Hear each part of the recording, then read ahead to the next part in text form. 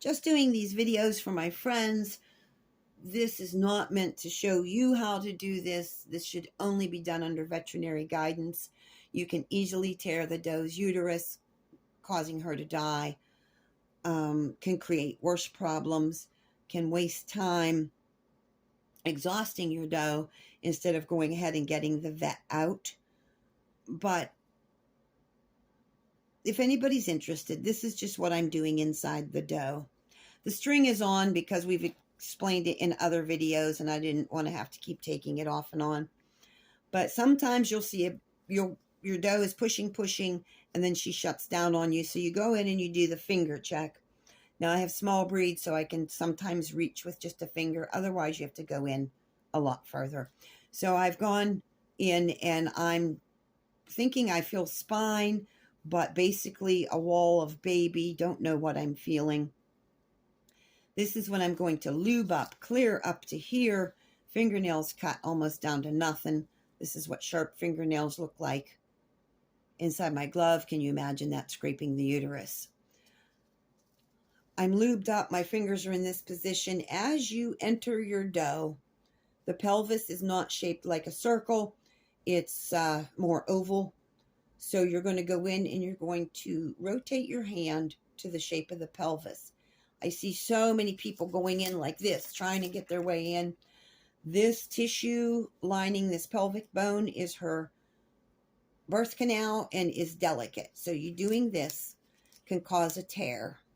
We want to go in, find the shape of the pelvis, and stay steady as we're going in. Now, what we do is as mom pushes, we hold firm. When she relaxes, we push baby. We push baby.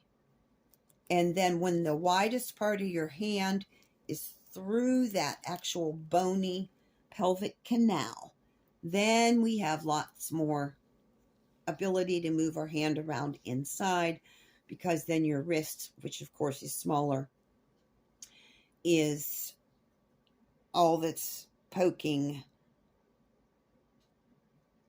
So inside the mom, you've gone in and you just have to feel. This is literally what this baby looks like in there. And use your hands, feel along that baby. My hand is always in contact with baby. Number one, rarely do you have room in there to actually open your fingers. But you're always in contact with baby. Use your hand. Okay, that's an ear. So you want to use your fingers to travel down. That's an eye and a mouth. Use your hand. This head belongs to this front leg. So I know I don't have two trying to come at once. So inside mom, I literally just push baby a bit.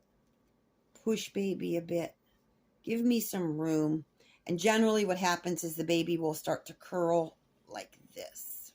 And that's what you want. So then I take my fingers and I lift up behind the jaw. And I want this head moving up towards the pelvic bone. A lot of times, depending on how long baby's been curled, that head will want to swing right back down, which is another reason to keep your hand on the baby. Then I use my fingers. I travel down this leg. Generally, I have a thumb here. I travel down this leg up and straighten. Keeping my hand on the baby. I use these fingers to travel down the other side. Of course, baby will stay curled. Get behind that front leg, up and pointing out.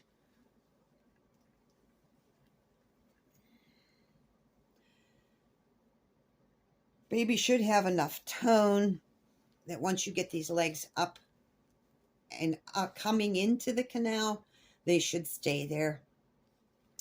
Now, you're not going to usually be able to fit your hand and that head through this pelvic bone. So what you want to do is try to get these. Once you get up to this pelvic bone, you don't have a whole lot of room. You want to get these feet. Again, you're going to have more tone usually on a live baby. I'm going to get these feet up in here, which helps support this head and keep it lined up. Then this is the hard part because they're slippery. Going to grab a foot, an ankle, anything you can. And we're going to be in the vagina and we're pulling. Now, once this little leg is outside the mom, you can tie this string on, which we've discussed in other videos. If you feel like you've pulled this up here and baby's head is staying where it belongs and not getting caught on the pelvic bone, then you just pull the legs, and because baby's in the canal, everything should then just come naturally.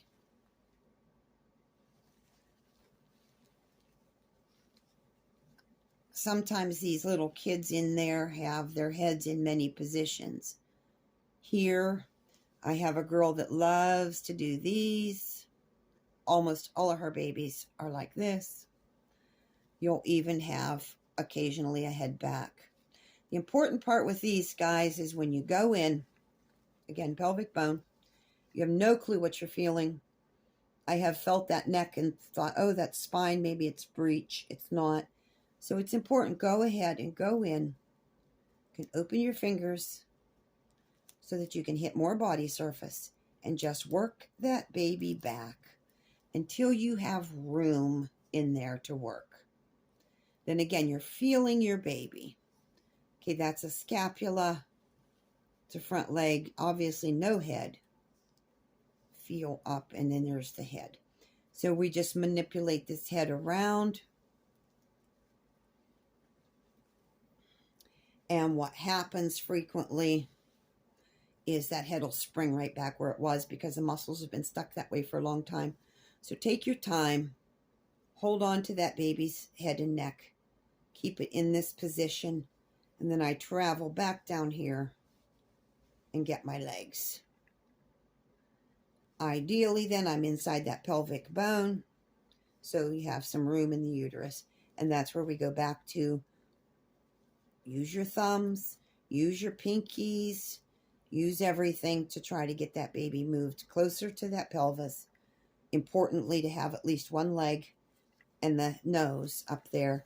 And then because everything won't fit, you come out. When I come out, I drag a leg with me. And hopefully baby is in the right position then to be born. Again, if that, we've done it in other videos, if that head hangs up, we're going to go back in, grab a hold of that little muzzle, and try to keep that baby coming. Sometimes your mom is pushing, which really helps, but sometimes they're not. 9 times out of 10, I find that once I'm past the cervix, they quit pushing while I am manipulating in there. But once I come up to that cervix, which is right here at this pelvic bone, they start pushing again. So it's kind of important while you're in there, make sure you've got a position on everything. And then let her pushes help you bring that baby out. I hope that helped.